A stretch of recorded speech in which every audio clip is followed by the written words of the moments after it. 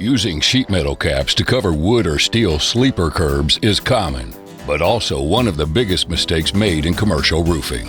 We're going to show you why and what to do instead.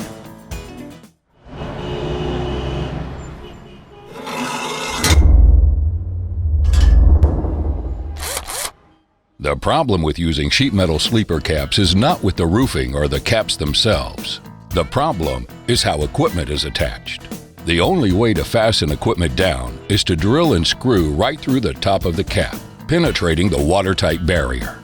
In an attempt to prevent leaks, contractors will use rubber gaskets or caulking, but with the effects of wind and thermal expansion, the fasteners will eventually leak, leading to dry rot, mold, and mildew problems. DryCap by RoofScreen Manufacturing solves this problem. Concealed cleats, which are screwed down to the sleeper, act as the anchor to hold the DryCap in place. When the DryCap is installed, short self-tapping screws are used to secure it to the internal cleats without extending through and piercing the roofing membrane. Finally, end caps with sealant are placed on each end.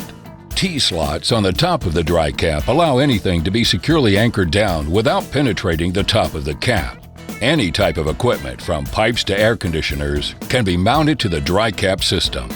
With proper cleat sizing and placement, the DryCap system can resist thousands of pounds of uplift, making it strong enough to even mount a roof screen.